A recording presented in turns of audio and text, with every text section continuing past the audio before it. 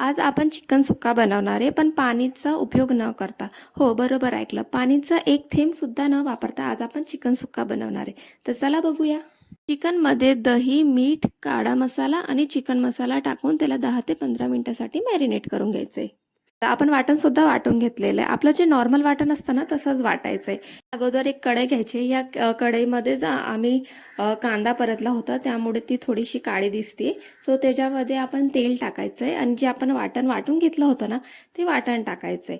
वाटणला चांगलं असं तेल सुटलं की त्याच्यामध्ये जे चिकन मॅरिनेट केलेलं होतं ते टाकायचं आहे.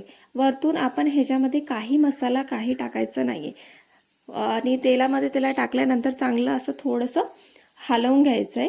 ह्याच्यामध्ये पाणी अजिबात टाकायचं नाही आहे. एक थेंबसुद्धा पाणीचा उपयोग करायचा नाही आहे आणि त्याला झाकून आपण थोडी वेळ ठेवायचं आहे. तर हे स्वतःचंच पाणी सोडतं, त्यामुळे आपल्याला त्याच्यामध्ये पाणीचा अजिबात उपयोग करायचा नाही आहे आणि तेवढ्याच पाणीमध्ये त्या चिकनला शिजून द्यायचं आहे.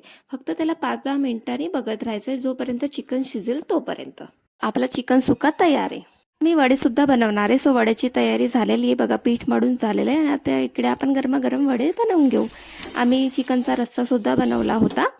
सो आता आपण चला घेऊ जेवायला. बघा, चिकन सुक्का, वडे आणि रस्सा.